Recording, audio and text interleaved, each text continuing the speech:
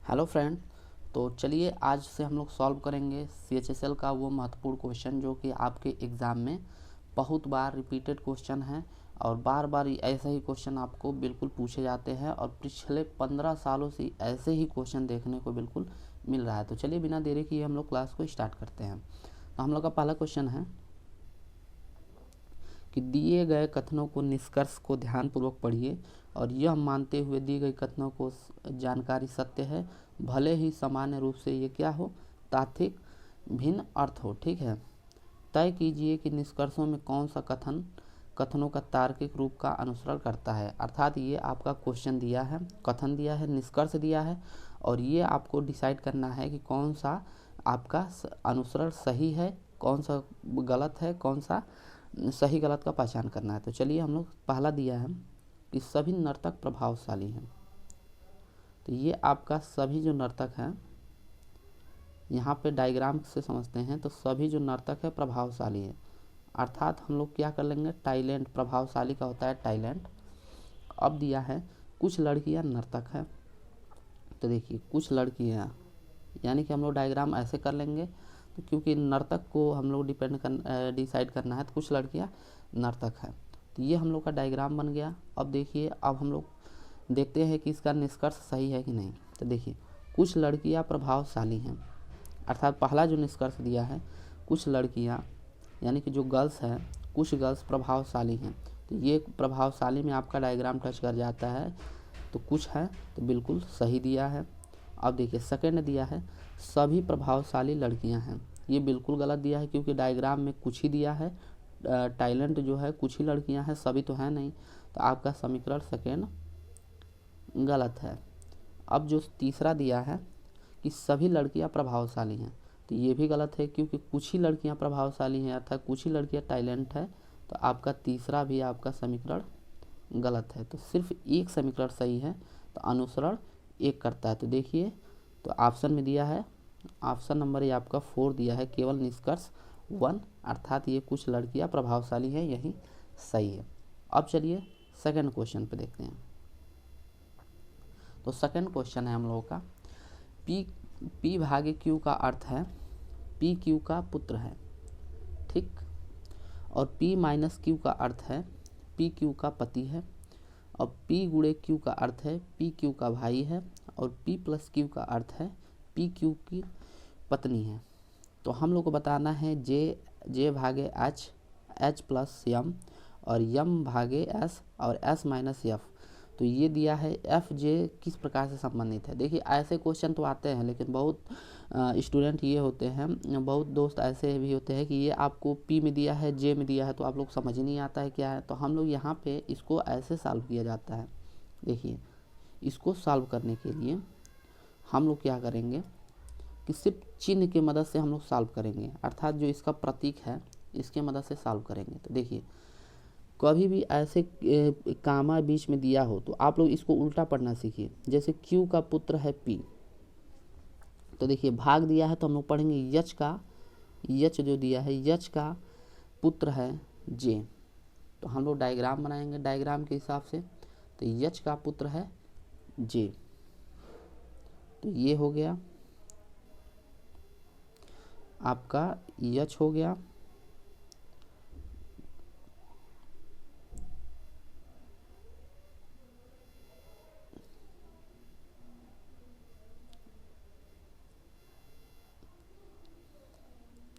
आपका यच का पुत्र है J, यानी कि J पुत्र हो गया और ये हो गया यच, ठीक।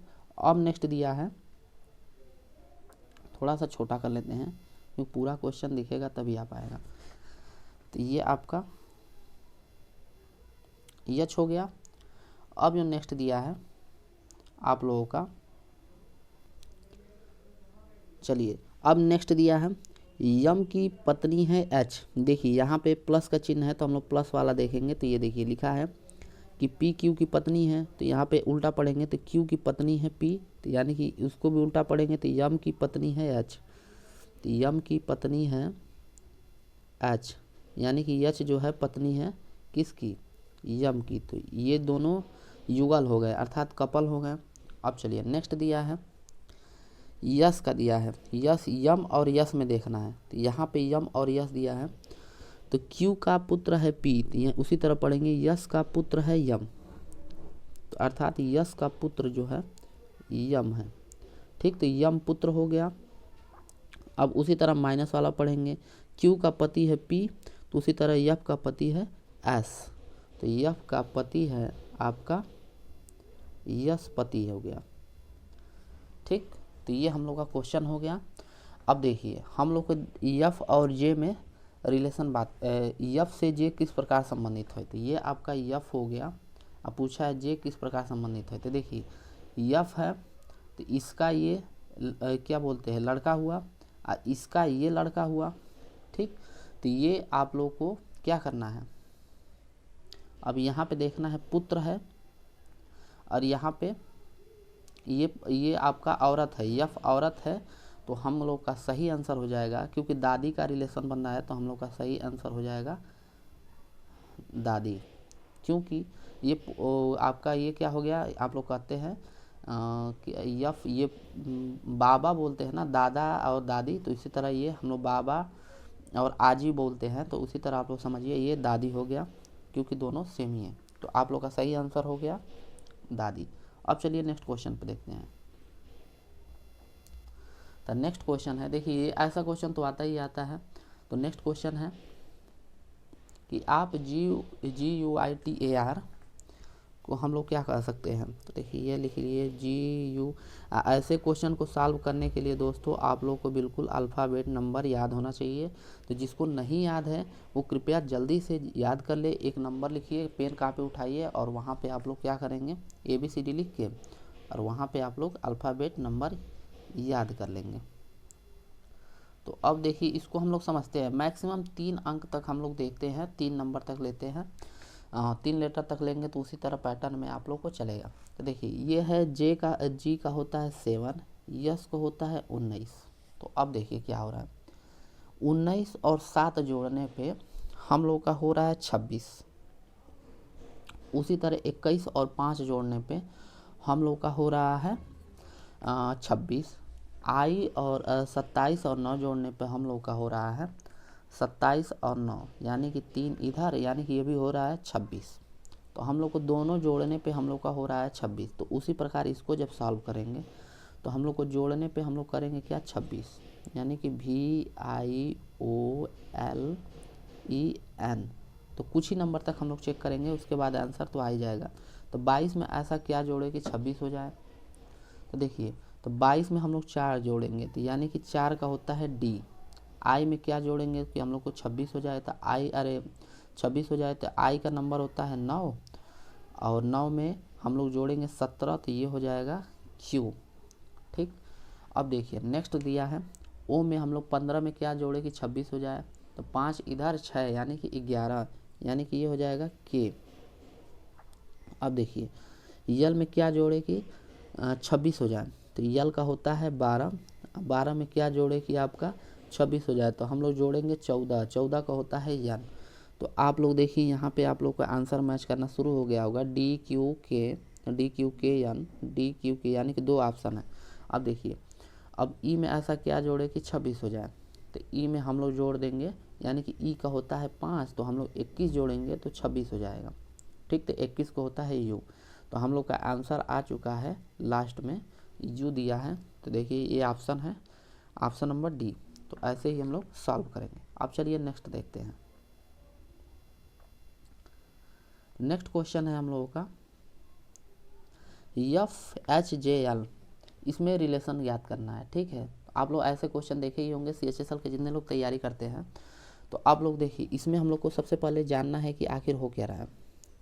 तो हम लोग पकड़ेंगे सबसे पहले F को, H और JL लिख लेंगे, और यहाँ पे यस होगा ये और Q O। तो इसका हम लोग रिलेशन देख लेंगे तो ऑटोमेटिक समझ में आ जाएगा। तो देखिए इसका होता है 6 और इसका होता है 21। तो अब देखिए और इसका होता है 8 और इसका होता है 19, यस का 19 होता है। ठीक, तो इसका भी देखिए जोड़ने पे हम लोग का क्या आ रहा है 27 आ रहा है, यानी कि 21 और 6 जोड़ने पे 27 आ रहा है। ठीक, और इसको भी जोड़ने पे हम लोग का 27 आ रहा है। इसको भी जोड़ेंगे तो आप लोग का 27 आएगा, इसको भी जोड़ेंगे तो आप लोग 27 आएगा। तो हम लोग का इसको जब सॉल्व करेंगे तो इसको भी 27 लाना है।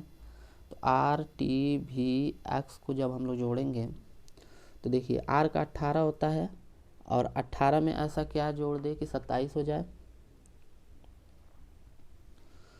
तो 18 में ऐसा हम लोग क्या जोड़ेंगे कि 27 हो जाए। तो देखिए 18 में जोड़ने के लिए हम लोग क्या करेंगे, आर का यदि आर का 18 है तो ये आई का 9 हो जाएगा। तो 9 और 18 जोड़ेंगे तो 27 हो जाएगा। टी का 20 होता है तो इसमें हम लोग 7 जोड़ेंगे तो 7 का होता है एफ जी, यानी कि जी हो जाएगा। आई और जी, अब देखिए आई और जी आपको ऑप्शन में दिख रहा है तो ये ऑप्शन टिक हो गया।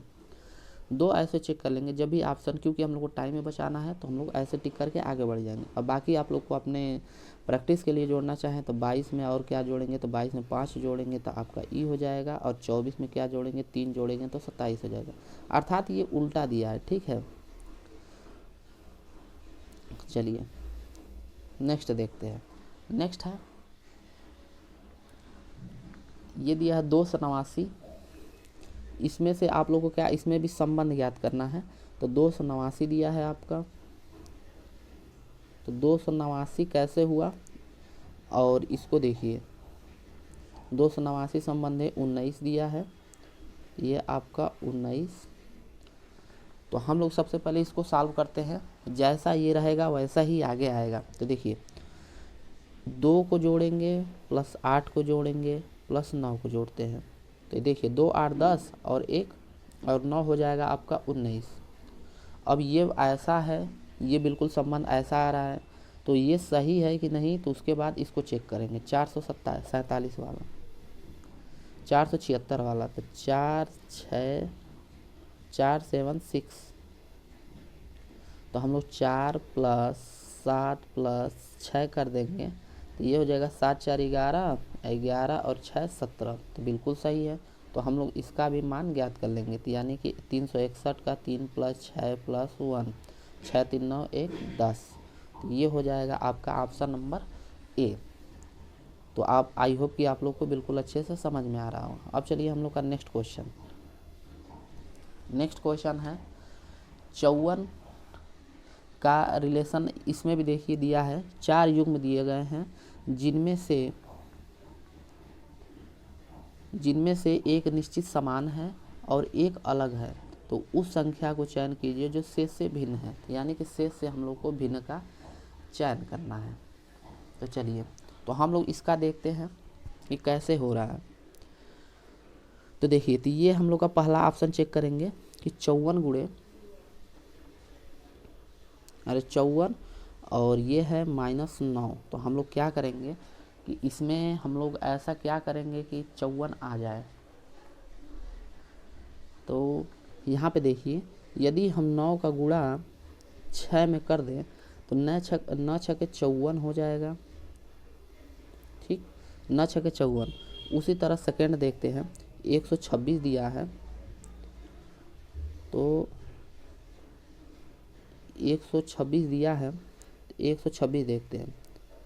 126 में तो यहाँ पे 21 गुणे यदि 6 कर दें तो ये हो जाएगा 21, यानी कि 126 ये भी हो जा रहा है, यानी कि हम लोग का कुछ सही जा रहा है। अब देखिए उसी तरह 15 गुणे यदि 6 कर दें तो ये हो जाएगा 6 25 30, और ये 6 का में 6 6 3 9, तो यहाँ पे 90 दिया है, अर्थात हम लोग का ये भिन्न समझ में आ रहा है। 36 गुणे 6 कर लीजिए, 36 गुणे जब हम 6 करेंगे तो 6 6 के 36 और 6 3 18 18 3 21, यानी कि हम लोग ऑप्शन नंबर सी, क्योंकि यहाँ पे 90 आ रहा है, यहाँ पे दिया है 155। तो ये हम लोग का क्वेश्चन सॉल्व हो गया। अब चलिए नेक्स्ट क्वेश्चन पे चलते हैं। देखिए ऐसे भी क्वेश्चन आप लोग को भर भर के एग्जाम में देखने को मिलते हैं, और ये प्रीवियस का बिल्कुल एज इट इज सवाल है, ठीक है। तो चलिए इसको सॉल्व करते हैं। तो ये दिया है आपका, देखिए एक बॉक्स दिया है, इसमें 5 दिया है, 4 दिया है, 8 दिया है, 3 और प्रश्नवाचक चिन्ह, और यहाँ पे 6 दिया है, और नीचे 98 दिया है, 63 दिया है और 296। तो ऐसा क्या करें हम लोग सॉल्व करें कि ऐसा हम लोग को लुप्त संख्या का पहचान करना है। यहाँ पे जो लुप्त संख्या है इसका पहचान करना है।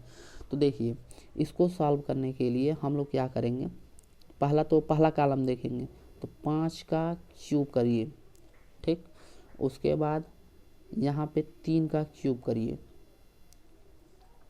और देखिए तो 5 का जब हम क्यूब करेंगे तो 125 हो जाएगा और 3 का जब क्यूब करेंगे तो 27 हो जाएगा और जब दोनों को जब हम लोग हटाएंगे तो ये हो जाएगा 98। उसी प्रकार इसको देखते हैं, 8 का हम लोग क्यूब करेंगे और फिर -6 का क्यूब करेंगे। जब ये दोनों का क्यूब करेंगे तो ये हो जाएगा आपका 8 का जब हम क्यूब करेंगे तो ये आपका 512 और इसका जब क्यूब करेंगे तो 216। तो 216 जब घटाएंगे तो आपका यानी कि 12 में से 6 जा 6 तो ये हो जाएगा 296। यानी कि अब इसको सेकंड वाला ज्ञात करना है तो हम लोग को सेकंड वाला में 63 लाना है। तो सबसे पहले तो हम लोग क्या कर लेंगे कि 4 को क्यूब कर लेंगे, 4 का क्यूब करेंगे और यहाँ पे प्रश्नवाचक चिन्ह कर लेंगे और यहाँ पे 63 लगा लेंगे, ठीक। तो अब देखिए तो 4 का जब हम लोग क्यूब करेंगे तो ये हो जाएगा 64 और यहाँ पे आपका क्यूब करना है, निकालना है तो आप लोग तो यहाँ पे प्रश्नवाचक चिन्ह का क्यूब और यहाँ पे 63। जब इसको इधर सॉल्व करेंगे 63 है, 63 जब इसको सॉल्व करेंगे तो यहाँ पे आएगा 1 और यहाँ पे प्रश्नवाचक चिन्ह। तो इसको सॉल्व करेंगे तो यानी कि 1 का क्यूब हो जाएगा, तो यानी कि ऑप्शन है 1 का क्यूब होता है 1 ही होता है, तो ऑप्शन नंबर बी सही है। चलिए नेक्स्ट क्वेश्चन देखते हैं। देखिए हम लोग का तीसरा जो क्वेश्चन है, देखिए एक पासे की 2 स्थितियां नीचे दी गई हैं, जबकि आपको दिख रहा है यहाँ पे हम लोग बड़ा कर देते हैं, एक पासा की 2 स्थितियां दी गई हैं। यहाँ पे पहला स्थिति और दूसरी स्थिति, एक का शीर्ष जो है जब एक शीर्ष पर होती है तो नीचे कौन सी संख्या होगी। तो देखिए एक को यदि ऊपर कर दिया जाए तो नीचे कौन सी संख्या होगी। तो ये बहुत आसान सवाल है। तो देखिए ऐसे क्वेश्चन भी आप लोग को बिल्कुल बेवकूफ़ बनाने के लिए दे देता है। यहाँ पे देखिए सबसे पहले हम कहा देखिए 4 है यहाँ भी सेम है, 6 का 6 भी सेम है, बच रहा है सिर्फ 1। तो देखिए 4 का 4 सेम है, 6 का 6 सेम है, अब बच रहा है 1।